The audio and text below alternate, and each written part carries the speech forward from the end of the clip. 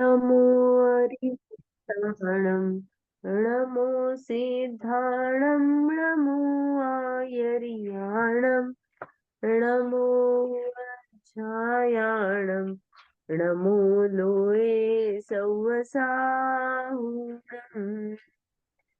नत्वा जिनेन्द्रं गतसर्वदोषं सर्वज्ञदेवं हितदर्शकं च श्रीजैन सिद्धांत प्रवेशिकेयम् वीरचते स्वल्पधियां हिताय।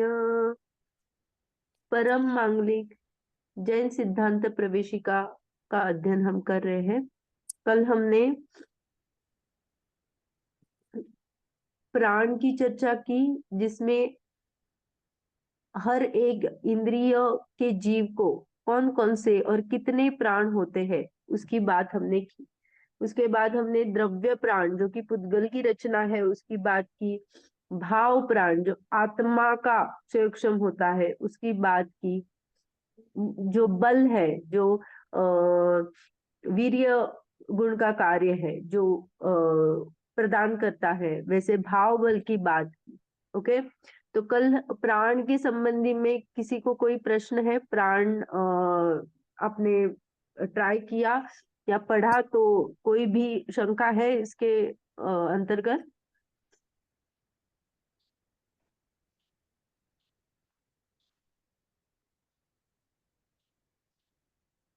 किसी का कोई प्रश्न है? नहीं जी। नहीं है दीदी। हाँ, ठीक है, बहुत अच्छा। तो आज हमारा लास्ट का जो प्रश्न है, वैभाविक गुण किसे कहते हैं? तो उसका आंसर देखो क्या लिखा है। जिस शक्ति के निमित्त से दूसरे द्रव्य का संबंध होने पर विभाव परिणति होती है उसे वैभाविक गुण कहते हैं। उसकी फुटनोट भी है, वो भी पढ़ लेते हैं। यह वैभाविक गुण जीव और पुद्गल इन दो द्रव्यों में ही होता है। शेष चार द्रव्यों में ये गुण नहीं होता है। मुक्त जीवों में इस गुण की शुद्ध स्वाभाविक पर्याय प्रकट हो जाती है। यहाँ पे क्या कहना चाहते हैं? देखो, हमने जब पहला चार्ट बनाया था उसमें 6 द्रव्य और उसके स्पेशल स्पेशल कैरेक्टरिस्टिक हमने देखे थे। उसमें 6 द्रव्य कौन से हैं, फिर उसका 6 द्रव्य की संख्या क्या है, उसका प्रदेश कितने होते, कितने प्रदेशी होते हैं, वो कहाँ होते हैं, उनमें कौन कौन से स्पेशल कैरेक्टर्स, लक्षण वाले कौन से गुण है, सामान्य गुण कौन से हैं। और फिर हमने एक क्रियावती शक्ति और वैभाविक शक्ति, ऐसे दोनों चीजें वहां पे लिखी थी। तो देखो, जीव और पुद्गल ये दोनों में ही क्रियावती शक्ति और वैभाविक शक्ति होती है। जो शक्तियां होती है ना, उसको कहीं कहीं पे गुण कहने की भी पद्धति होती है, इसीलिए यहाँ पे वैभाविक गुण कहा है। लेकिन आपने अगर देखा है तो शेष चार द्रव्यों में ये गुण नहीं होता है। तो यहाँ पे जब भी ऐसी बात आती है तो उसको शक्ति की अपेक्षा लेना, क्योंकि अगर हम गुण को अपने द्रव्य गुण पर्याय के एंगल से देखोगे तो गुण नहीं होते हैं, ऐसी बात कभी भी नहीं होती है। हम्म। तो कहीं कहीं पे शक्ति को गुण के अर्थ में उपयोग किया जाता है, तो हमें वैसा अर्थ लगाना चाहिए। तो वैभाविक शक्ति, क्रियावती शक्ति, ऐसा यहाँ कथन है। देखो, ये जो शक्तियां होती है तो निरंतर हो ऐसा भी कोई रूल नहीं है। ओके, कभी कभी हो सकती है, कभी कभी नहीं हो सकती है। तो ये शक्ति नहीं होती है माने क्या? जैसे क्रियावती और भाव शक्ति से देखते हैं। क्रियावती शक्ति है और भाव शक्ति है। भाव शक्ति जो है ना, वो रहती है अन्य गुणों का जो परिणमन है वो है। और क्रियावती शक्ति जो है वो प्रदेशात्मक होती है। क्रियावती शक्ति में हमने देखा था, जब भी जीव गमन करता है या कंपन को प्राप्त होता है तो वहां पे गमन की क्रिया या क्रिया कही जाती है। तो ये जो क्रिया है, तो ये क्रिया है, निरंतर क्रिया होती रहती है अपने। अगर जीव की अगर मैं द्रव्य गुण पर्याय के एंगल से लूं तो क्रिया किसे कहा? मेरे परिणमन को कहा। हाँ, जीव के परिणमन को क्रिया कहा, पर्याय कहा। तो जीव और पुद्गल में एक ऐसी शक्ति होती है जिससे जीव और पुद्गल एक जगह से दूसरे जगह में या उसी जगह में कंपायमान हो सकते हैं। ये हमने देखा था, गमन माने स्थलांतर और कंपन माने वाइब्रेशन। तो ये जो योगों के कारण या कषायों के कारण जीव विभाव रूप परिणमन करता है और तब ये क्रियावती शक्ति कंपन रूप कार्य करती है या फिर गमन रूप कार्य करती है।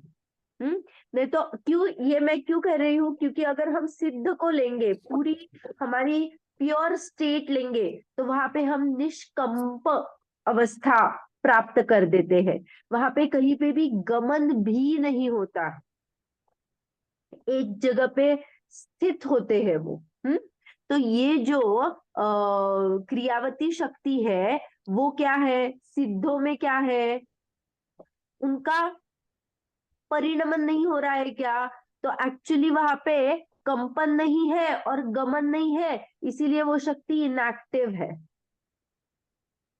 वैसे ही अगर मैं पुद्गल के परमाणु में कहूंगी तो पुद्गल कैसा है, परमाणु जो है वो शुद्ध परिणमन है, तो उसमें भी ना क्रियावती शक्ति का परिणमन नहीं होता है। परिणमन माने उसका चेंज, वैभाविक, वो वैसी ही स्टेट में रहती है।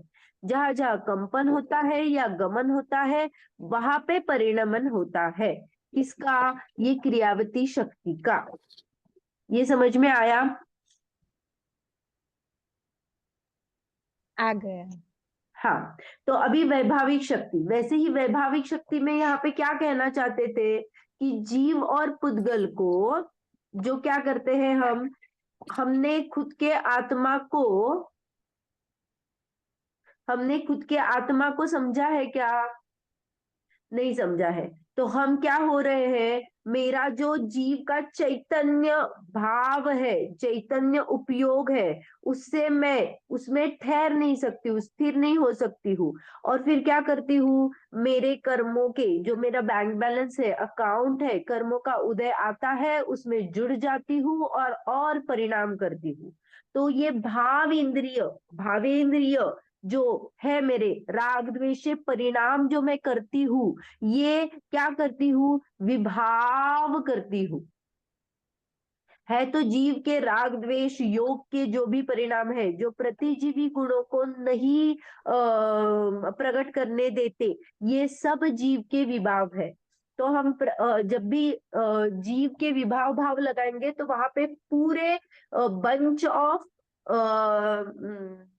चीजें लगाना, जैसे कौन कौन सी चीजों से जीव प्रतीक जीवी गुणों को प्रकट नहीं कर पाता है, वो सभी क्या आ जाएंगे, जीव के विभाव में आ जाएंगे। तो पहले गुणस्थान में मिथ्यात्व ले लो, फिर चौथे में आनंद माने चौथे से आगे प्रत्याख्यान प्रत्याख्यान वाले कषाय ले लो, फिर उसके बाद में 13वें गुणस्थान में घातिया गई, फिर भी अघातिका ले लो, या फिर 14वें में योग माने 13वें में योग का ले लो, 14वें में शरीर का उदय है। तब तक जब प्रतिजीवी गुण प्रकट हो जाते हैं तब क्या हो जाता है, जीव का स्वाभाविक परिणमन हो जाता है। तो ये विभाव जो कह रहे हैं वो जीव का कब तक है, पहले से 14वें गुणस्थान तक है।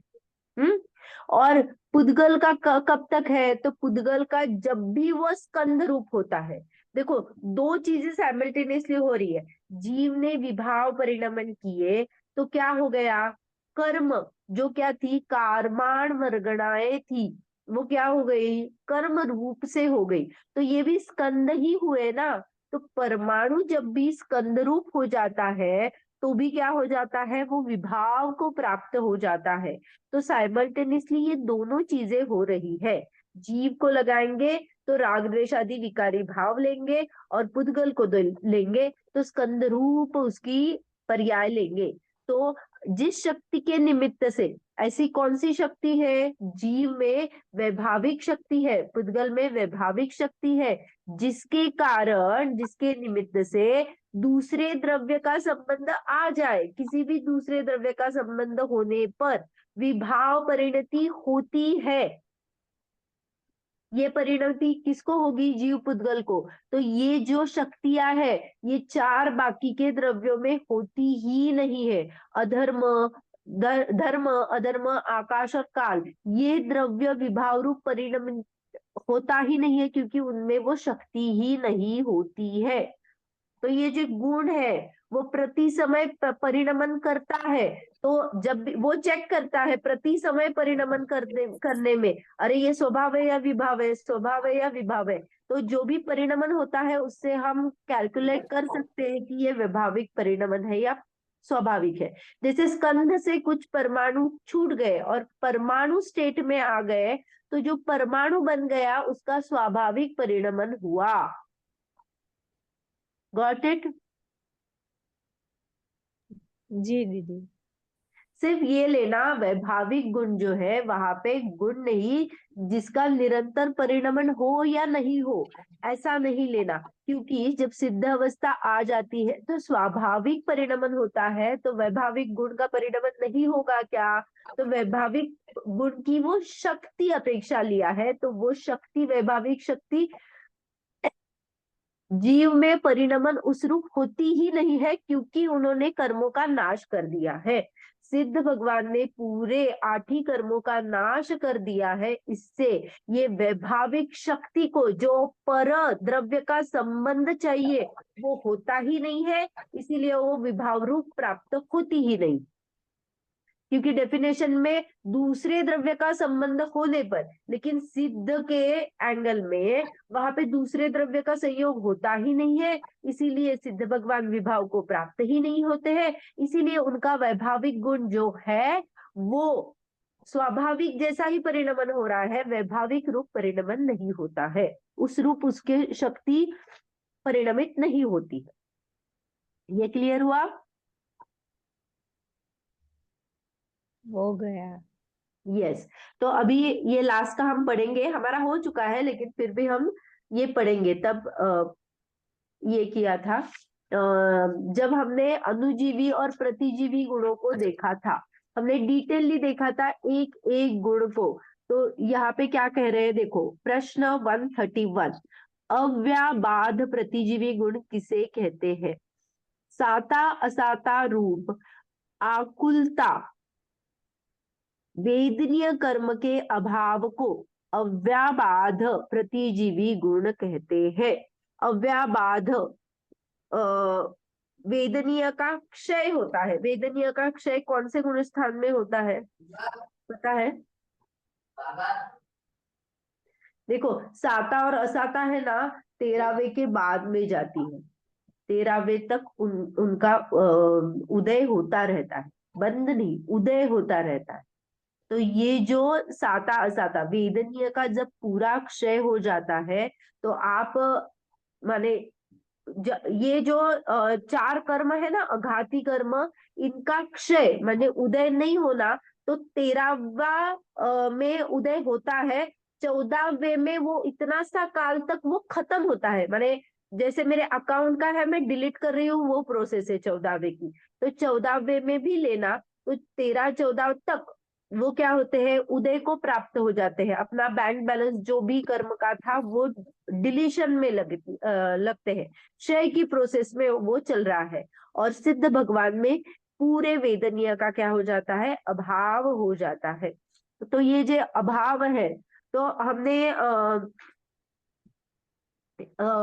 अव्याबाधत्व माने निराबाध, आबाधा रहित, सॉरी आबाधा नहीं, बाधा रहित, बाधा रहित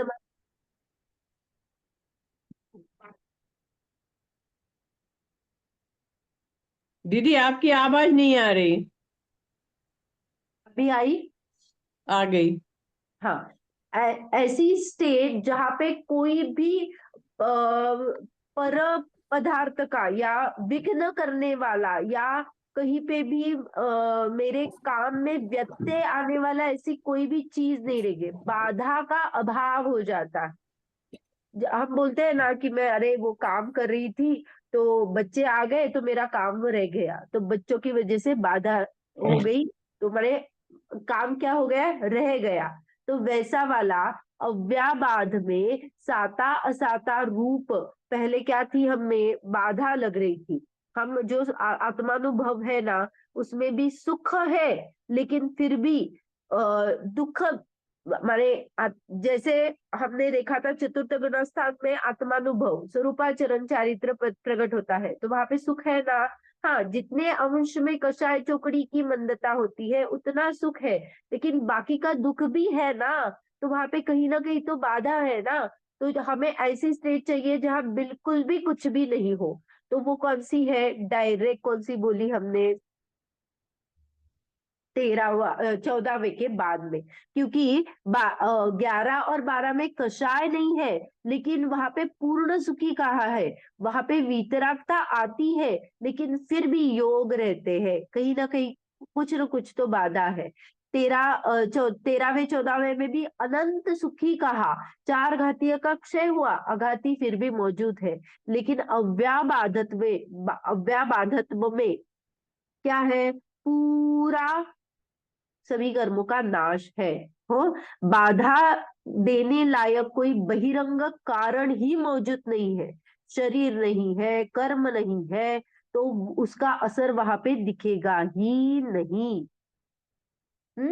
तो और ये जो माइन्यूट बात है, अगर हम कहेंगे कि अरे सुख तो 11 12 में भी है, 13 14 में भी है, तो उसमें क्या अंतर क्या है, तो ये केवल ज्ञान गोचर प्रकरण है, जहाँ पे वो अव्याबाध नहीं माने क्या होता है, वो वहां पे पता चलेगा। क्योंकि हम बोलते हैं ना, मेरा सोना है 24 कैरेट है, लेकिन अगर मैंने कुछ उसमें मिला दिया, तो एक मानो एक छोटा बहुत माइन्यूट डॉट चांदी का भी उस पे रख दिया, फिर भी हमने क्या कहा, ये अशुद्धता को प्राप्त है। किसी सोनार ने मुझे दे दिया तो मैं वो चेक कर पाऊंगी क्या कि इसमें अशुद्धता है क्या? वो पूरे 24 कैरेट के वो बिस्किट में एक डॉट चांदी का है, लेकिन फिर भी वो मैं अशुद्धता पकड़ पाऊंगी क्या? नहीं। तो इतनी सूक्ष्म बात है कि उसमें कुछ न कुछ तो अंतर होता है। इसलिए पूर्ण सुखी, अनंत सुखी और अव्याबाधत्व, अव्याबाधत्व में बाधा रहित, अभी टेंशन ही नहीं है, कुछ भी बहिरंग साधन उनको निमित्तता के ऊपर मिलेंगे ही नहीं। इसीलिए वहां पे अव्याबाधत्व प्रतिजीवी गुण कहा, वो 14वें गुणस्थान में प्रकट होता है। फिर आगे का अवगाह प्रति, साता साता म्हणजे मला काही कळलं नाही अजून। साता साता देखो वेदनीय जो कर्म होता है ना, उसके दो प्रकार है, साता वेदनीय, असाता वेदनीय। साता वेदनीय में अनुकूल सामग्री मिलती है, असाता वेदनीय में दुख रूप माने प्रतिकूल सामग्री मिलती है। कभी कभी क्या हो जाता है, मुझे तकलीफ हो जाती है, तो हम क्या कहते हैं, अरे मुझे सर्दी हुई है, असाता का क्या है, असाता वेदनीय कर्म का उदय चल रहा है, ताकि मुझे अच्छा फील नहीं हो रहा है, दुखरूप फील हो रहा है। जब साता होती है, अरे बहुत अच्छा लग रहा है, तो ये अच्छा लगना बुरा लगना ये सब क्या है, वेदनीय के वजह से होता है। और उसका पुट माने जब वेदनीय कार्य करता है ना, तो वो साथ में मोहनीय को लेके साथ में कार्य करता है। क्योंकि 13वें गुणस्थान में वेदनीय तो होता है, लेकिन वो मोहनीय वाला पुट है ना, वो नहीं होता है, तो वहां पे वो सुख दुख का अनुभव वाला जो हमें फील होता है वैसा वहां नहीं होता है। जहाँ पे भी वेदनीय हमेशा मोहनीयों के इफेक्ट में ही कार्य करता है, बंध उसका। ओके, तो साता और असाता वेदनीय हम दूसरे इसमें कर्म के एंगल में पूरा ये पढ़ने वाले हैं। फिर अवगाह प्रतिजीवी गुण किसे कहते हैं? परतंत्रता। क्या लिखा है? परतंत्रता। आयु कर्म के अभाव से क्या हो जाता है? मुझे अवगाह प्रतिजीवी गुण प्रकट हो जाता है। जब भी अवगाह माने क्या, जब भी मैं आयु कर्म के साथ थी तो मेरा और शरीर का एक क्षेत्रावगाह संबंध था, मैं उसके साथ जुड़ा ही रहता था। अगर मैं इस कौन से माने जो शरीर ले रहे हो वो शरीर के साथ, ऐसा नहीं लेना विग्रह गति में तो कारमान और तेजस शरीर थे ना, तो शरीर के साथ। तो संसारी अवस्था में ऐसा कभी भी नहीं होता है कि जीव शरीर के साथ संबंध को प्राप्त नहीं हो, कोई ना कोई तो शरीर उसके साथ हमेशा रहता ही रहता है।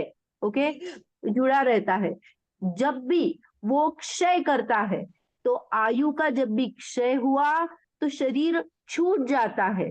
हाँ, और वो क्या हो जाते हैं, सिद्ध भगवान बन जाते हैं। आयु कर्म छूटी तो सिद्ध भगवान बन गए। जहाँ पे क्या है, दीदी मेरी आवाज नहीं आ रही? बहुत कम आ रही है, बहुत कम आ रही है। आपको कोई प्रश्न है? हाँ, बोलिए।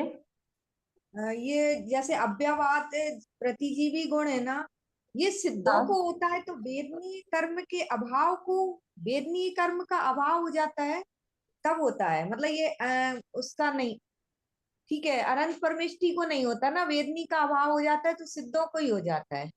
यस, देखिए प्रतिजीवी गुण का डेफिनेशन में हमने ये बात पढ़ी थी कि प्रतिजीवी गुण उसी को कहते हैं जो संसार अवस्था में वो गुण अभावात्मक रहते हैं, कभी भी संसार अवस्था में वो प्रेजेंट ही नहीं रहते हैं, उनका कुछ भी भाव व्यक्त नहीं होता है, 0% होते हैं, अभाव ही है। मैं जैसे मैंने अभी अभी केवल ज्ञान क्या है, पूरा अभावात्मक है, मैंने जीरो है मेरे पास, बाकी का ज्ञान छोड़ दो, मैंने क्यों आपको समझने के लिए ये बता रही हूँ।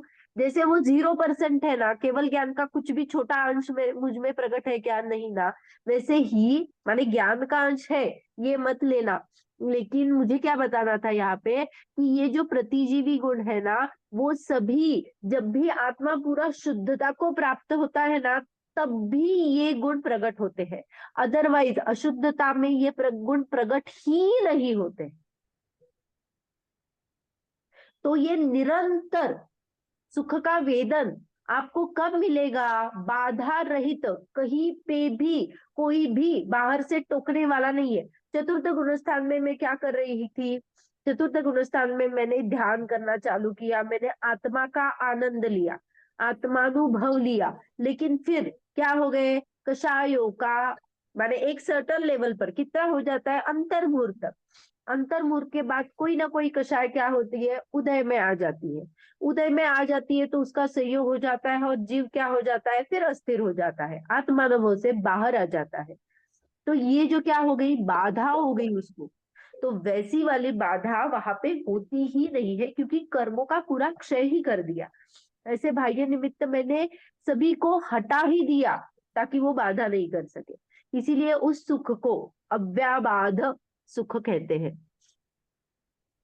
ओके, तो संसार अवस्था में ये गुण 0% होते हैं, सिद्ध अवस्था में 100% होते हैं। यहाँ पे कोई भी तरतमता नहीं है, 1%, 2%, 10%, 50%, नो। प्रतिजीवी गुण आइदर 0% या 100%, अनुजीवी गुण 0% हो ही नहीं सकते हैं।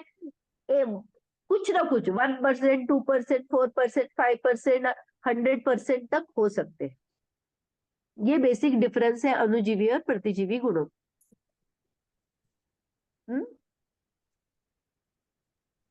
इसीलिए यहाँ पे अघाती कर्मों के क्षय से ये प्रतिजीवी गुण प्रकट होता है। दीदी प्रतिजीवी गुणों में क्या क्या रहता है? देखो प्रतिजीवी गुण में अव्याबाध, देखो 4 हाँ। अघाती कर्म आपको नाम पता है ना, हाँ, वेदी, आयु, नाम, गोत्र। वेदनीय, आयु, नाम, गोत्र। तो इनका क्षय जब हो जाता है तो अव्याबाधत्व, अवगाहनत्व, सूक्ष्मत्व, अगुरु लघुत्व, ये 4 प्रकट हो जाते हैं। तो ये प्रतिपक्षी है, इसका अभाव हो गया ये गुण प्रकट हो गया, इसका अभाव हो गया ये गुण, क्योंकि अभावात्मक है ना, इसका अभाव करेंगे तभी ये गुण प्रकट क्योंकि हो मेरे जाएगा। को बिल्कुल समझ में नहीं आया था प्रतिजीवी अनुजीवी, तो हमें क्लियर करना है।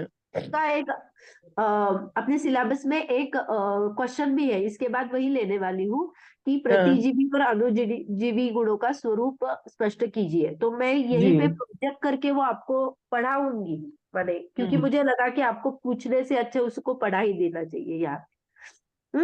तो अभी देखो, हमने क्या कहा था, अव्याभाजक सुख का पता चला।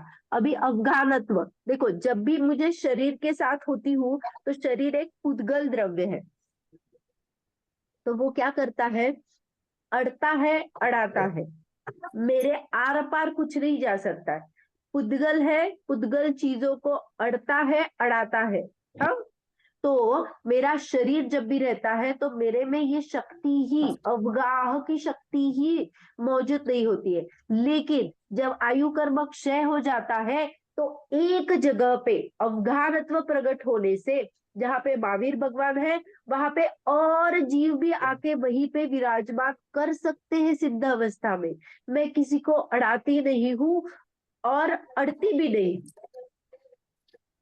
तो जहाँ पे महावीर भगवान बैठे हैं तो वहां पे क्या हो गया, उसी क्षेत्र से कोई और जीव, माने ऊर्ध्वगमन करते हैं ना वो। तो अगर यहाँ से महावीर भगवान गए हैं और यहाँ पे सिद्धशिला है तो यहाँ पे वो रुके हैं, तो यहाँ से और कोई जीव उसी क्षेत्र से अगर गमन करता है तो महावीर भगवान बोलेंगे नहीं अरे मेरी जगह है, तो मैं कहाँ जाऊंगा। इसीलिए वो पूरा जाके वहीं पे विराजमान होता है, कोई किसी को अड़ता नहीं, अड़ाता नहीं। तो ये जो स्पेशल कैरेक्टरी है अवगाह की, ये प्रतिजीवी गुण है और ये आयु कर्म के क्षय से प्राप्त होता है। हम्म आगे, अगुरु लघुत्व प्रतिजीवी गुण किसे कहते हैं? उच्चता और नीचता ये गोत्र कर्म का क्वालिटी है। उच्चता माने उच्च गोत्र, नीचता माने नीच गोत्र, परिणामों की रेंज होती है। हमने गोत्र ये गोत्र में देखा होगा ना, क्षत्रिय, ब्राह्मण, हम्म वैश्य और शूद्र। तो क्षत्रिय, ब्राह्मण, ब्राह्मण वैश्य ये शूद्र। उच्च गोत्र है और शूद्र यह नीच गोत्र है। हाँ ऐसे जो परिणामों की रेंज होती है, ये क्या है, इसका अभाव करेंगे तो क्या हो जाएगा, अगुरु लघुत्व प्राप्त हो जाएगा। ओके, तो इसमें क्या लेना पता है क्या, मैंने एक बार पिछली बार ये एग्जांपल दिया था। जैसे दो पर्सन ले लो, दो आदमी है, एक मैनेजर है जो एक कंपनी से दूसरे कंपनी शिफ्ट करने वाला है, एक अच्छे पोस्ट पे था लेकिन अभी वो कंपनी शिफ्ट करने वाला है।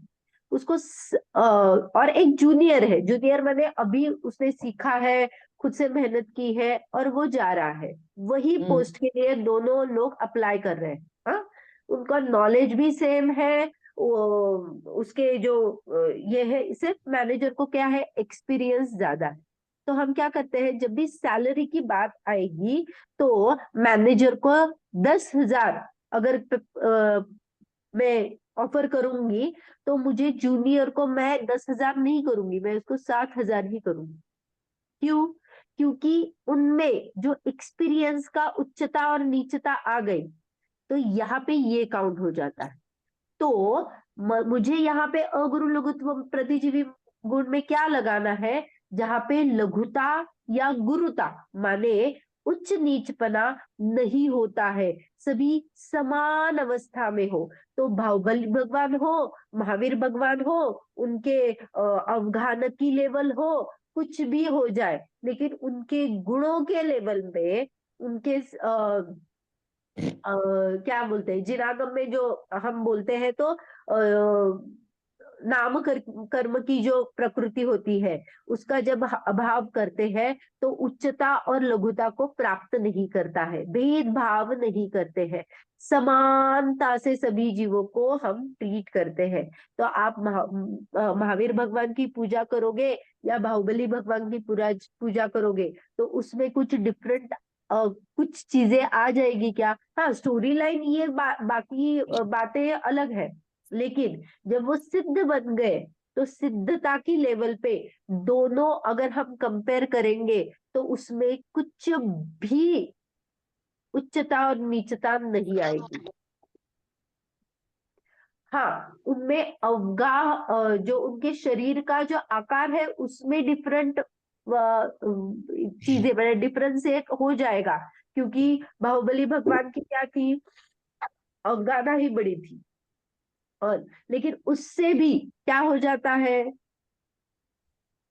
मुझे कुछ भी फर्क नहीं पड़ता है, क्योंकि शरीर के आकार से मुझ में क्या हो रहा है उससे कोई कुछ अंतर नहीं। भी फर्क नहीं पड़ता है। वो प्रदेशात्मक चीज है, और मैं जो यहाँ पे बात कर रही हूँ भावात्मक चीज है। उच्चता और नीचता जहाँ पे हम कम ज्यादा कम ज्यादा कम ज्यादा की बात करते हैं, तो वो वहां पे नहीं होती है। तो महावीर भगवान ले लो, बाहुबली भगवान ले लो, आदिनाथ भगवान ले लो, कोई भी ले लो, सिद्धता की लेवल पे सभी समान होते हैं। यह ये अगुरु लघुत्व प्रतिजीवी गुण बताता है।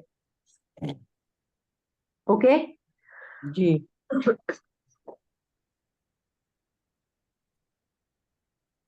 अभी सूक्ष्मत्व प्रतिजीवी गुण किसे कहते हैं?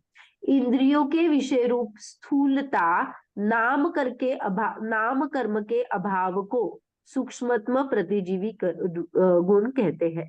देखो, जब भी शरीर होता है तो इंद्रियां होती है, तो ये नाम कर्म ना बेसिकली रिलेटेड टू, बेसिकली मुख्यता से कह रही हूँ, पूरा नहीं, क्योंकि नाम कर्म में भी बहुत सारे ऐसे कर्म है जो कुछ कुछ शरीर पे इफेक्ट करते हैं, कुछ कुछ जीव पे इफेक्ट करते हैं। हम आगे पढ़ेंगे वो जीव विपाक की क्या है, पुद्गल विपाक की क्या है। तो ये जो शरीर पे इफेक्ट करते हैं, तो ये जो इंद्रिया आदि विषय रूप जो होते हैं उसमें स्थूलता होती है जब नाम कर्म होता है, और ये उनका अभाव हो जाएगा तो सूक्ष्मत्व प्राप्त हो जाता है।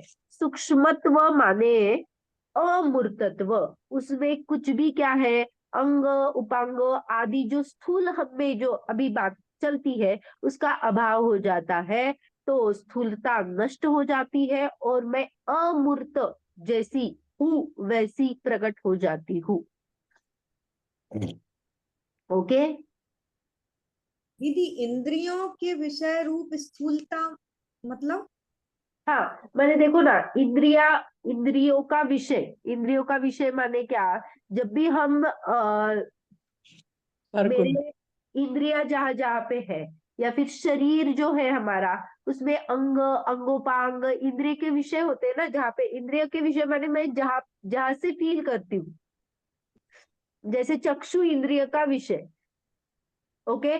तो ऐसे में स्थूलता होती है, जो स्थूलता है उसका अभाव हो जाता है और मैं अमूर्तिक, देखो ना, शरीर नहीं है बिल्कुल, अभी शरीर है तो क्या हो जाता है, मुझे अंग है उपांग है उससे मैं वेदन करती हूँ, मुझे दिखना होता है वो इसी इंद्रिय से दिखता है, इतने ही एरिया से दिखता है, सर्वांग से दिखता है क्या?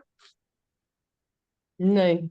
हाँ, तो ये जो अंग उपांग, ये मूर्तत्व शरीर के वजह से होता है, इंद्रियों के वजह से होता है, लेकिन उसमें क्या हो जाता है, अभाव को प्राप्त हो जाता है और सूक्ष्मत्व गुण प्रकट हो जाता है, जिससे क्या हो जाता है, माने स्थूलता, हमारे शरीर, हमने जो ये भी देखा था, देखो औदारिक शरीर स्थूल है, अड़ता है अड़ाता है, ये शरीर की जो क्वालिटी होती है ना, वैसा वो पूरा क्या हो जाता है, सूक्ष्मता को प्राप्त कर जाता है, जहाँ पे एक जगह पे बहुत लोग समा सकते हैं, इंद्रिया नहीं होती है, ऐसा आप लगाना। ओके। अमूर्तत्व प्रकट हो जाता है, मूर्तपना हट जाता है जो कि शरीर के वजह से था, और शरीर चला गया तो फिर क्या हो जाएगा, अशरीरी सिद्ध भगवान। ओके।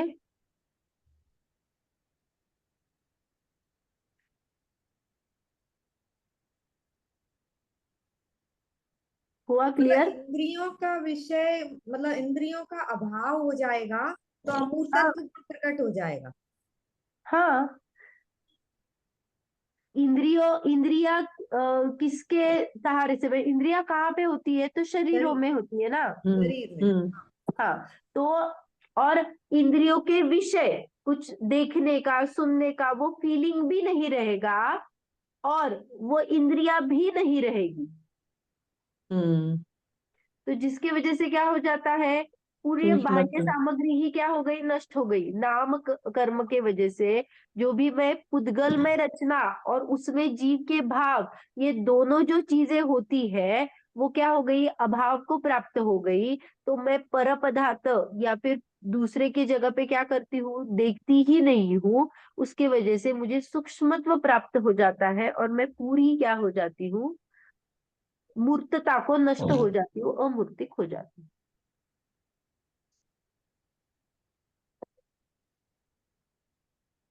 हम्म, ये हुआ क्लियर? दीदी इंद्रियों के विषय का अभाव तो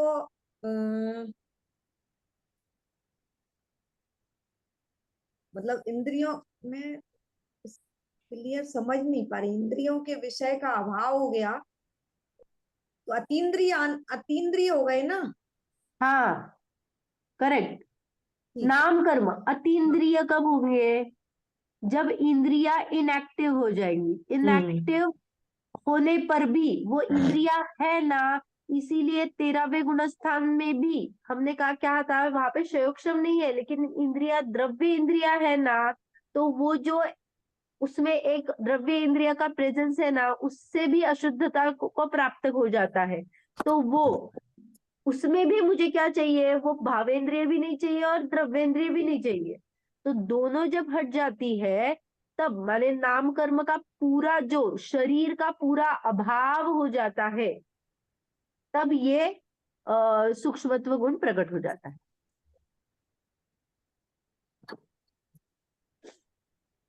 इसके ऊपर और भी अगर मुझे कुछ ये आ जाता है तो मैं आपको फिर से बताती हूँ। अभी तो मेरे ध्यान में यही आ रहा है, लेकिन उसमें और मैं सर्च करके आपको और बताती हूँ कि उसमें और कुछ डीप मीनिंग है क्या।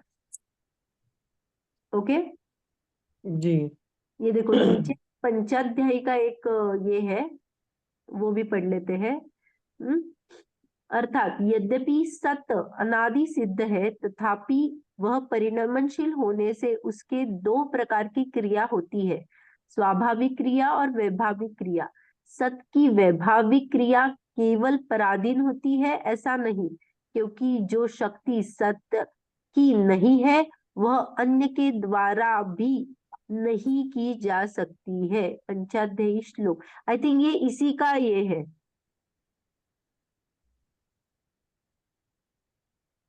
वैभाविक गुण का ही है। यहाँ पे भी एक नंबर आया है ना। तो यहाँ पे यही कह रहे हैं कि आइदर स्वाभाविक क्रिया होगी या वैभाविक क्रिया होगी। तो शक्ति, यहाँ पे भी शक्ति है, क्योंकि जो शक्ति सत ही नहीं है वह अन्य के द्वारा नहीं की जा सकती है। तो मैंने जो बताया है वही है। पंचाध्यायी म्हणजे काय? क्या? पंचाध्यायी पंचाध्यायी पंचाध्यायी एक ग्रंथ का नाम है। ग्रंथ का नाम है क्या? हाँ, पंचाध्यायी उसके उत्तरार्ध का श्लोक, उसका रेफरेंस बता रहे हैं कि वैभाविक क्रिया में क्या लेना है। तो जो क्रिया होती है, परिणमन, जीव का जब भी परिणमन होता है, गुणों का परिणमन होता है, उसे क्रिया कहते हैं। तो क्रिया इधर स्वाभाविक होती है या वैभाविक होती है। तो वैभाविक में भी वो शक्ति होनी चाहिए जो वैभाव को प्राप्त कर सके। इसीलिए हम क्या होते हैं, वो पराधीन क्रिया है, क्योंकि कुछ ना कुछ सामग्री चाहिए तभी वो विभाव को प्राप्त हो जाएगी। मैं अपने में स्वस्थ मस्त रमी हूँ, स्थिर हूँ, तो विभाव को प्राप्त ही नहीं होगी, क्योंकि क्या है, बाह्य क्रिया से मैं संबंध जुड़ा ही नहीं रही हूँ। जब जुड़ जाएगा तो मैं विभाव को प्राप्त हो जाऊंगी। अब पुद्गल पे घटा लेना, परमाणु है, परमाणु जितने देर तक परमाणु स्टेट पे रहेगा वो स्वाभाविक परिणमन करेगा, लेकिन जब भी कोई दूसरा परमाणु उसके साथ जुड़ेगा वो विभाव को प्राप्त हो जाए। हम्म, इसी से ही हमारा क्या हो गया है, पूरा पहला अध्याय क्या हो गया है, खत्म हो गया खत्म है। हो गया। हम्म, अभी वो जो एक प्रश्न था वो मैं आपको, प्रतिजीवी और अनुजीवी हाँ, की डेफिनेशन।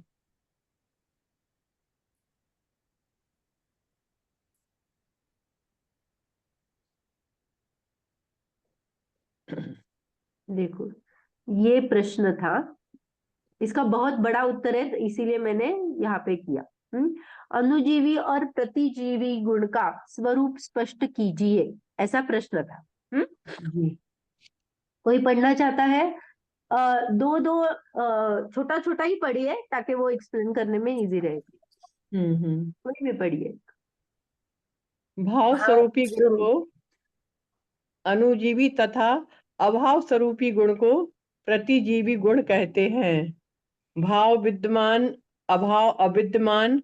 गुण तो अनादि अनंत होने के कारण सदा विद्यमान रहते हैं, अतः भाव स्वरूपी ही हैं, अभाव रूप होते ही नहीं हैं। रुकिए। अणुजीवी और प्रतिजीवी का भेद उनके परिणमन की विशेषता से पड़ता है। सदा रुकिए। विद्यमान रहने रुकिए। वाले गुणों में से कुछ गुण ऐसे हैं जिनका अधिकाधिक विकृत परिणमन होने पर भी उससे ही कुछ न कुछ अंशों में स्वाभाविक शुद्ध अंश सतत विद्यमान रहता है, उन्हें अणुजीवी गुण कहते हैं। अब दीदी इसको आप हाँ क्लियर करिए थोड़ा। मैं वही बोल रही हूँ, अभी धीरे धीरे पढ़ेंगे। देखो, भाव स्वरूपी गुण को अणुजीवी तथा अभाव स्वरूपी गुणों को प्रतिजीवी गुण कहते हैं। देखो, हम्म तो गुण है, कुछ भावात्मक होते हैं, माने उनका वेदन वो जीव के साथ सदा ही उदय रूप, माने उनका वेदन होता है, वो अस्तित्व में पाए जाते हैं। हाँ, माने प्रकट होते हैं, आप प्रकटता से लेना। जैसे ज्ञान उदाहरण दो गुण है, दीदी, उदाहरण से समझाइए। ज्ञान गुण है, ज्ञान हाँ जीव के साथ सदा रहता ही हाँ, रहता, जी जी जी। तो इसीलिए उसको अणुजीवी गुण कहा। हाँ वैसे हाँ हाँ, ही ऐसे हाँ। अमूर्तित्व, माने अभी मैं शरीर के साथ हूं, तो कहा अमूर्तित्व, अमूर्त में मुझ में स्वभाव अभी परिणमन है क्या? नहीं है, तो ये नहीं है। अभावात्मक गुण है। हाँ। हम जो सूक्ष्मत्व लेते हैं उसको ही अमूर्तित्व कहते हैं। हाँ, हम्म भाव माने विद्यमान, अभाव माने अविद्यमान। ज्ञान का विद्यमान मेरे साथ है, अमूर्तत्व का अविद्यमानत्व मेरे साथ है। हाँ, हाँ तो हाँ। अनादि अनंत होने के कारण सदा विद्यमान ही रहते हैं। जो भी अणुजीवी गुण हो, प्रतिजीवी गुण हो, तो गुण रहते ही है, उनका जी। अभाव मत क्या जीव के साथ चले नहीं जाते बाहर, वो सदा जीव के साथ रहते ही रहते हैं। अतः भाव स्वरूपी ही है, अभाव स्वरूपी नहीं है। तो एक अपेक्षा से सभी गुण जीव के साथ भाव स्वरूपी ही होते हैं। ऐसी और एक अपेक्षा लगाई, जिससे यह बताना चाहते हैं कि गुण जीव के साथ रहते ही रहते हैं। उसका परिणमन कैसे होता है वो अलग बात। परिणमन अगर भावात्मक होता है तो वो अनिजीवी, अभावात्मक होता है वो प्रतिजीवी गुण। ये ख्याल में आया? हम्म। हम्म अणुजीवी और प्रतिजीवी पने का भेद तो उसके परिणमन की विशेषता से पड़ता है। हाँ, सदा हम्म विद्यमान होने वाले गुणों में से ही कुछ गुण ऐसे हैं जिनका अधिकाधिक विकृत परिणमन होने पर भी उनमें ही कुछ न कुछ अंश में स्वाभाविक शुद्ध अंश सदा विद्यमान रहता है। माने मैंने इतना इतना निकृष्ट जीव देखा, मठ, जिसको कुछ भी समझ में नहीं आता है, बिल्कुल कुछ भी समझ में नहीं आता है। मैं कितना भी बोलूं, कितना भी पढ़ाने की कोशिश करूं, कुछ भी समझ में नहीं आता है। लेकिन माने कितना भी विकृत परिणमन हो जाए, पर भी कुछ न कुछ अंश स्वाभाविक शुद्ध अंश प्रकट होता है। माने उसका ज्ञान शून्य नहीं हो जाता, उसमें कुछ हम्म तो कुछ ना पार्ट ऑफ ज्ञान रहता ही रहता है। ये अणुजीवी गुण बताता है, स्वाभाविक अंश कुछ न कुछ रहता ही है। हमने जो देखा था सुख गुण, सुख में भी ऐसा कोई आदमी नहीं है, जो आदमी ले लो या जीव ले लो, जो पूरा दुख रूप ही परिणमन करे। उसको ना हम्म। कहीं कहीं तो सुख लगता है, कहीं ना कहीं तो सुख का वेदन होता ही रहता है, कितना भी दुख हो जाए। देखो ना, आप बीमार से तड़प पड़प रहे हो, ऐसा हो रहा है, या फिर आप ले लो कि आप आईसीयू में हो, तकलीफ से जूझ रहे हो और आपका बेटा दिख रहा है, वहां पे भी आप सुख का अनुबंधन हो रहा है ना, मेरा बेटा सामने है। ये पारमार्थिक सुख नहीं लेना, लेकिन कुछ न कुछ परसेंटेज में अपना वेदन, वो सुख का पुट रहता है, छोटा सा परसेंट भी। ऐसा नहीं हो जाता है मैं पूरी दुख रूप तू केला नरक नाही सासू इसमें भी ले लो, स्वर्गों के इसमें भी ले लो, मग तू पण खा पे जीव को कट करना पूरा सुख कहाँ पे आएगा? दीदी आप अपना सिद्धावस्था में वीडियो आएगा। चालू कर लीजिए, दीदी आपका वीडियो बंद है। पूरा सुख तो सिद्धावस्था में आएगा, वो हाँ। पारमार्थिक सुख नहीं लेना। यहाँ पे जो हमने सुख के पर्यायों में चार्ट बनाया था, उसमें सुख ऊपर था, उसमें एक में सुख था जो कि पारमार्थिक सुख है, रियल वाला जो अव्याबाधत्व सुख है, वो लिया था। और दूसरे इसमें क्या लिया था? दूसरे में दुख ही था, लेकिन वो दुख हम सुख और दुख दोनों रूप से अनुभव करते हैं, जो कि हम सुखाभास लगता है। हाँ, तो ये जो सुख का वेदन है, वो कोई भी निमित्त से हो, लेकिन वो कुछ न कुछ तो परसेंटेज में हमें लगता ही लगता है। पूरा दुखरूप कोई इंसान होता ही नहीं। तो ये क्या कह रहे हैं? अनुजीवी गुण में जो भी गुण का परिणमन हो रहा है, उसमें कितनी भी विकृत परिणमन होने पर भी कुछ न कुछ अंश में स्वाभाविक अंश सतत विद्यमान रहता है, इसे अनुजीवी गुण कहते हैं। हाँ, वो देखिए आगे एग्जाम्पल। अनु माने अनुसरण करते हुए, साथ साथ जीवित रहे, अपना स्वाभाविक शुद्ध अंश व्यक्त रहे। माने अनुजीवी गुण को क्या कहा? मेरा स्वाभाविक अंश मेरे में विद्यमान रहता ही रहता है। मैं ज्ञान शून्य नहीं होती, सुख शून्य नहीं होती, वीर्य शून्य नहीं होती है।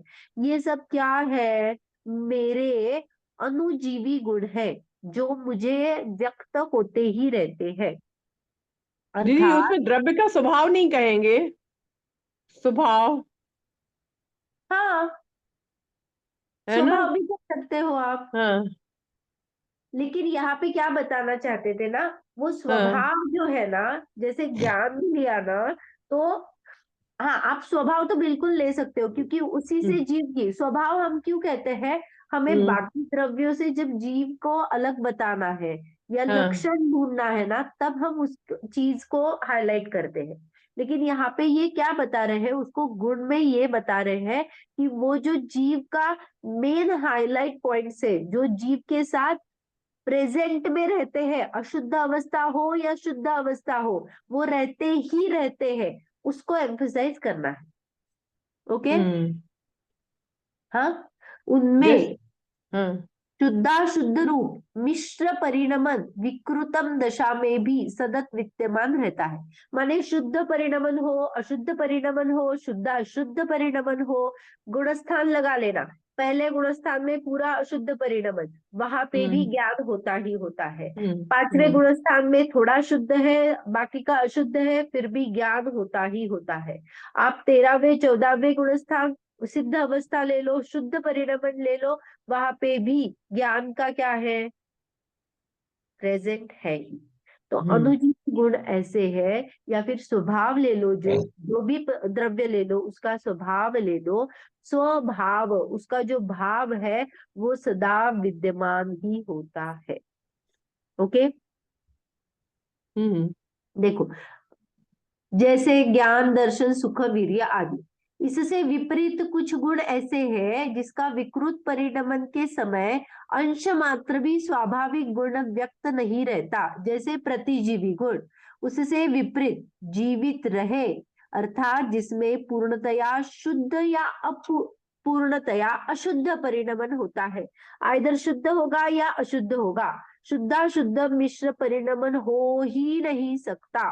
14वें गुणस्थान पर्यंत पूर्णतया अशुद्ध परिणमन ही हो रहा है, मात्र सिद्ध दशा में शुद्ध परिणमन हो, वे पतिजीवी गुण है।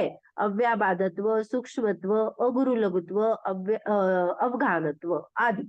ओके। तो यहाँ पे क्या बता रहे हैं, यही बता रहे हैं कि अणुजीवी गुण में आप ये ले लो, अणुजीवी गुण में 0% कभी भी वो पर्याय में वेदन होता है ऐसा नहीं होता है, कुछ न कुछ अंशों में व्यक्तता होती है। और प्रतिजीवी गुण में 0 या 100, ये दो ही ऑप्शन। ओके दीदी, 14वें हाँ, गुण स्थान पर्यंत। गुण स्थान पर्यंत पूर्णतः अशुद्ध परिणमन ही रहे, तो इसमें हाँ मतलब योग का अशुद्ध परिणमन रहता है। नहीं, अशुद्धता किससे भी ले लो आप, 14वें गुणस्थान पर्यंत अशुद्धता है, फिर कुछ भी ले लो आप, कषाय ले लो, योग ले लो, कर्म ले लो, अशुद्धता की कैटेगरी बहुत सारी है ना अपने पास। कर्म का तो अभाव हो जाता है 14वें गुण स्थान में ना। 14वें गुणस्थान में देखो, सत्ता में जो पड़े हैं ना, उसको डिलीशन की प्रोसेस 14वें गुणस्थान में होती है। मेरे जो अरंत अवस्था हो गया, अयोग, मैं क्या हो गई, स्टिल हो गई, लेकिन मेरे जो सत्ता में कर्म थे उसको मैं डिलीट करूंगी ना उदय आके, वो कहाँ पे करूंगी, तो वो इतना आयोग छोटा केवली। सा समय होता है, बहुत छोटा अंतर्मुहूर्त होता है वहां पे, वो जो अ रु रु लु लु, इतने ही 5 रस्व स्वर होते हैं, वो उतना ही स्वर में वो सब जो अपना अकाउंट था वो उदय में आके खिर जाते हैं और फिर पूरे कर्मों का अभाव हो जाता है।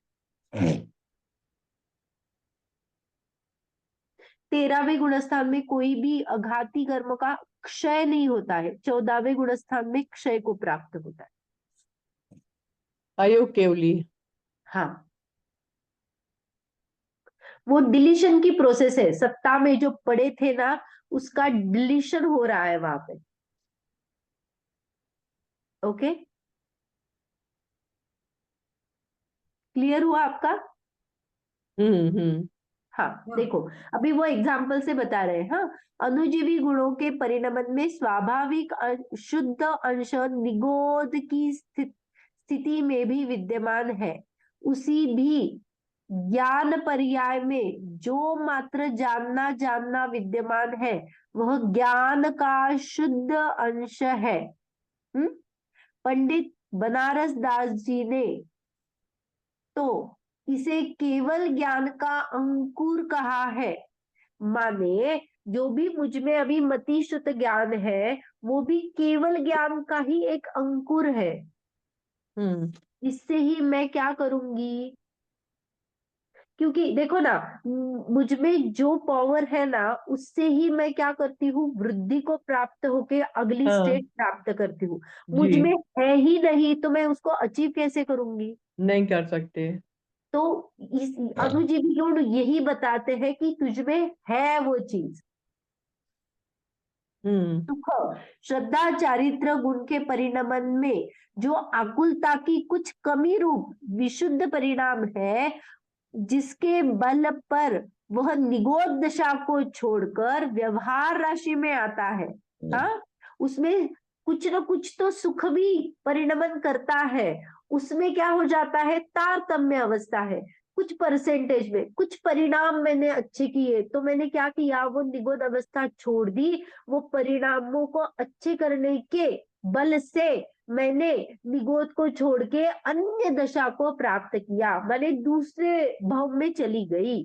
तो पहले तो मैं नित्य निगोद में थी, फिर नित्य निगोद से मैं क्या गई, कुछ न कुछ तो तिर्यंच हो गई, या फिर देव हो गई, या फिर कोई तो दूसरी पर्याय ले ली। तो ऐसे जो मैं बाहर निकलती हूँ, व्यवहार राशि में आती हूँ। हाँ, तो ये क्यों हुआ, क्योंकि सुख का या फिर श्रद्धा का, चारित्र का कुछ न कुछ स्वाभाविक अंश उस निगोद अवस्था में भी प्रकट होता है। हमने ये पिछली बार पढ़ा था। इसे वे उपादान निमित्त चिट्ठी, ये रेफरेंस दे रहे हैं मोक्ष मार्ग प्रकाशक के पीछे जो चिट्ठियां लिखी है, हाँ, उसमें रहस्यपूर्ण आया चिट्ठी। है, में यथाख्यात चारित्र का अंकुर लिखते हैं। वीर्य गुण के परिणमन में जो देखने जानने आदि रूप कार्य की क्षमता है, वीर्य माने बल देता है, शक्ति होती है, वह वीर्य गुण का स्वाभाविक शुद्ध अंश है। इसी प्रकार अन्यत्र भी समझ लेना। मैंने उन्होंने ये बता दिया, ज्ञान का अंकुर है, सुख का अंकुर है, चारित्र का कुछ न कुछ मेरे में शुद्धता का अंश है, वीर्य का भी अंश है। तो ये जो अंश मुझ में अभी विद्यमान है, बिकॉज ऑफ ये सभी गुण अनुजीवी गुण है जो मुझ में अभी भी है। ओके। पर्याय में विद्यमान इस स्वाभाविक शुद्ध अंश को पंडित बनारस दास जी वही उपादान निमित्त चिट्ठी में गर्भित शुद्धता नाम से संबोधित करते हैं। वे लिखते हैं, यद्यपि ग्रंथि भेद माने मिथ्यात्व का नाश हुए बिना मोक्ष मार्ग नहीं सकता है। माने जब भी मिथ्यात्व नहीं छोड़ूंगी तब तक क्या हो जाऊंगी, मैं शुद्धता को प्राप्त नहीं होगी। लेकिन मुझ में वो शक्ति है ना, तथापि ऊर्ध्वता तो करती ही है। इसे स्वीकार करने को ही वे प्रेरणा भी देते हैं और स्वीकार भी कर लेने पर शाबाशी दिए बिना भी नहीं रहते हैं। इस गर्भित शुद्धता के बल से जीव प्रायोग्य लब्धि पर्यंत आ जाता है। देखो, जब भी सम्यक दर्शन होता है ना तो 5 लब्धियां होती है, उसके बाद ही वो क्या हो जाता है, सम्यक दर्शन प्राप्त कर लेता है। तो जीव क्या है, अभी पूरा मिथ्यात्व अवस्था है, लेकिन वो जो परिणाम है उसके, जिसमें ये अनुजीवी गुण है, कुछ न कुछ उसमें वेदन होता है, वो वृद्धि को प्राप्त होता है। ये जो गर्भित शुद्धता मुझ में प्राप्त है, उसकी वृद्धि होते होते प्रायोग्यता लब्धि में पर्यंत जीव जाता है, अच्छे विशुद्ध परिणाम करता है, किसी का बुरा नहीं हो, सभी लोग समान है। ये भाव सिर्फ जैनियों के नहीं होते हैं, अन्य मति में भी बहुत सीधे सरल स्वभावी जन देखे जाते हैं। ये जो गर्भित शुद्धता है वो सभी में पाई जाती है। ओके। अनुजीवी गुणों के प्रकरण में श्रद्धा और चारित्र को एक सुख नाम संबोधित किया है। ओके। श्रद्धा और चारित्र को सुख किया, क्यों किया, हमने देखा था मोहनीय के अभाव में हमें सुख प्रकट होता है। तो मोहनीय के 2 भेद है, एक सम्यक दर्शन और एक सम्यक चारित्र। तो श्रद्धा और चारित्र गुण का परिणमन है। तो जब भी अनुजीवी गुण को करेंगे तो वहां पे सुख एक ही नाम आ जाता है। मोह राग द्वेष आदि की कुछ मंदता के समय जो तीव्रता का अभाव है, जब भी मोह राग द्वेष का कुछ मंदता का समय हो तो क्या होता है, तीव्रता का अभाव होता है। तो तीव्रता का अभाव है, वही उसी गुण का स्वाभाविक अंश है। ओके। तीव्रता का अभाव, दुख की कमी, वही सुख जो फील होता है वही उसका स्वाभाविक अंश होता है। जिनागम में जो कषाय आदि की मंदता को अच्छा कहा गया है, वह इसी अपेक्षा से कहा गया है। उनमें वे विकृति की तीव्रता के अभाव को अच्छा कह रहे हैं, विद्यमान विकृति को नहीं। जो विकृति का कम है, मैंने जैसे हमने क्या कहा, ये क्षयोक्षम को अच्छा कहा, ये जो आवरण है उसको अच्छा नहीं कहा। वैसे ही आप मिथ्यात्व में ले लेना, जो मुझे मंदता आई है उसको अच्छा कहा, जो तीव्रता जो चल रही है उसको अच्छा नहीं कहा है। ओके। दीदी, ये जो हाँ। ये लिखा हुआ है ना, श्रद्धा तथा चारित्र को एक सुख नाम से संबोधित किया, मोह हाँ। राग द्वेष आदि को कुछ मंदता के समय जो तीव्रता का अभाव है, हाँ। कुछ मंदता के समय जो तीव्रता का अभाव है, वही उस गुण का स्वाभाविक शुद्ध अंश है। तो ये किस गुण का, अनुजीवी सभी गुण गुण का लेना, सभी अनुजीवी गुण में देखो, अभी क्या है, ज्ञानावरण जो अगर मैं ज्ञान में लेती हूँ या फिर सुख में लेते हैं, तो अभी मुझे जो अनुकूलता भाषित हो रही है उसमें सुख का वेदन हो रहा है ना। तो ये जो द्वेष रूप राग रूप उसकी जो कर्मों का उदय आता है, तो जहां पे मंदता आती है वहां पे तीव्रता का अभाव हो जाता है। माने इतनी तीव्रता नहीं हो सकती इन गुणों के पर्यायों में, जिससे मैं पूरा ही उसका फीलिंग नहीं कर पाऊं, मैंने सुख बिल्कुल पूरी दुखी हो जाओ, ऐसा नहीं होता है। तीव्रता का अभाव माने कुछ अंश में मंदता रहती है, उसी को उन्होंने स्वाभाविक अंश कहा। जैसे मिथ्यात्व जीव है, तो मिथ्यात्व का तो पारमार्थिक सुख तो उसको पता भी नहीं है ना। जो अपना आत्मा है वो तो भोगों में रचा पचा है, उसको क्या पता है, अरे ये मैं खाऊंगा ना रसगुल्ला तो मुझे आनंद आने वाला है, सुख लगने वाला है ना। हाँ, तो जब भी आप ले लो, मुझे बहुत बड़ा बुखार है, 104 डिग्री बुखार है, हाँ, तो 104 डिग्री बुखार होने पर भी ये क्या है, ये तीव्रता है। लेकिन ये तीव्रता के समय में भी माने कुछ गुणों का तीव्र स्वरूप हो रहा है, लेकिन फिर भी वो जो एक फुट है, जो माने तीव्रता क्या हो रही है, चारित्र गुण का विभाव परिणमन हो रहा है, लेकिन फिर भी इतना बड़ा चारित्र तीव्रता को नहीं प्राप्त है, उसमें भी कुछ मंद अंश पड़े हैं जिससे मैं सुख अनुभव कर रही हूँ। मैंने देखो ना, आप पूरे 104 डिग्री में पड़े हो बेड पे, लेकिन फिर भी इतना दुखरूप अवस्था नहीं होती है, कहीं ना कहीं वहां पे भी आपको सुख की अनुभव होती है। अरे यहाँ दुख रहा है लेकिन यहाँ पे नहीं दुख रहा है ना, मुझे सर्दी है खांसी तो नहीं है ना। हमें बहुत जगह पे हम कंफ्यूज हो जाते हैं क्योंकि हम वो पकड़ नहीं पाते हैं, लेकिन कहीं ना कहीं पे तो वो उसका वेदन तो चल रहा है ना। जैसे देखो, आप बहुत बार ऐसे बोलते हो कि मुझे ना कुछ समझ में नहीं आया है, देखो क्या हो ये रहा है? समझ में नहीं आ रहा है, ये तो आपने समझा ना, हाँ, तो ये तीव्रता का अभाव है, ये स्वाभाविक अंश प्रकट है। समझ में आया? आ गया दीदी। हम्म। हम्म। आत्म कल्याण की दृष्टि से भी यह समझना अत्यंत आवश्यक है, क्योंकि यह समझ में आ जाने पर मंद कषाय आदि के प्रति आसक्ति नहीं रहती है, शुभ कार्यों में धर्म मानने की बुद्धि नष्ट हो जाती है, अशुभ प्रवृत्ति से बचने का पुरुषार्थ जागृत हो जाता है, गृहित मिथ्यात्व का पोषण नहीं होता है, परिणामों में निर्मलता बनी रहने के कारण धर्म आयतन भी अहिंसामय पवित्र रहते हैं, प्राप्त ज्ञान के ज्ञानत्व को मुख्य कर भेद ज्ञान पूर्वक अंतरोन्मुखी पुरुषार्थ करने का प्रयास प्रारंभ हो जाता है। यहाँ पे क्या कह रहे हैं, देखो मुझ में कुछ न कुछ शुद्धता का अंश जब मुझे पता है कि है ना, तब मैं वृद्धि को प्राप्त करूंगी, तो ये अननेसेसरी जो चीजें हैं ना उसमें नहीं अटकूंगी,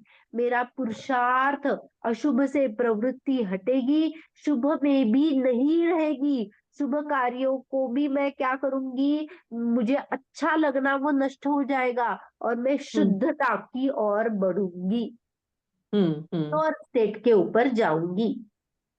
हाँ, इसी प्रकार ज्ञानादि गुणों के अशुद्ध परिणमन में भी विद्यमान व्यक्त आंशिक शुद्धता का अनुजीवीपना है, तथा अवघानत्व आदि गुणों में अशुद्ध परिणमन में व्यक्त शुद्धता का अभाव ही उनका प्रतिजीवीपना है। ये लास्ट की लाइन से आपको प्रतिजीवी क्यों कहा वो पता चला, क्योंकि उनमें शुद्धता का अंश ही नहीं है, इसीलिए प्रतिजीवी कहा, और इनमें शुद्धता का अंश कहीं ना कहीं मौजूद है, इसीलिए अनुजीवी कहा। हाँ, अनुजीवी शुद्धता का प्रतिजीवी, अंश है तो अनुजीवी, और अशुद्धता है वो प्रतिजीवी हो गया।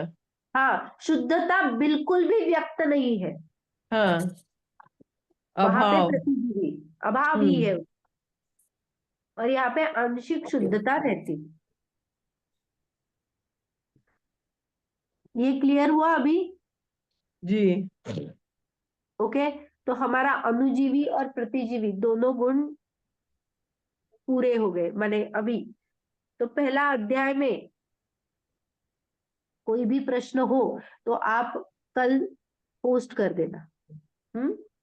हमने जो प्रश्न अभी भेजे थे उसके मैं आंसर्स ग्रुप में ही डाल दूंगी अभी। ओके, तो जिसने भी लिखे हैं वो टैली कर लेना, चेक कर लेना। हाँ, और फिर थर्सडे से हमारा दूसरा अध्याय स्टार्ट करेंगे। अभी टाइम बहुत हो चुका है, जिनवाणी एक स्तुति बार करते हैं। थर्सडे को सारा रिवीजन करा दें आप, बहुत कुछ छूट रहा है। सारा रिवीजन पूरे पहले अध्याय का। हाँ, इस हफ्ते में आप करवा दें, बहुत कुछ छूट गया, वो यूट्यूब पे दोबारा देख नहीं पाते और क्लास बहुत कुछ छूट गई। ओके, हम एकदम शॉर्ट में देख लेंगे कि इसके माने वो प्रश्न देख लेंगे, और बाकी का तो आप छोड़ देना। जो भी हमारा जैन सिद्धांत प्रवेशिका के क्वेश्चन है वो प्रश्न पढ़ेंगे, इसमें कुछ डाउट है तो मैं पूछूंगी और एकदम शॉर्ट से उसका डेफिनेशन कर दूंगी और फिर आगे चल। ठीक है, कोई बात। चलिए, जिनवाणी स्तुति। निज निधि निज में बताए, अनंत उपकार है इसके लिए वंदना नाशत बार। काय सर्व करेंगे।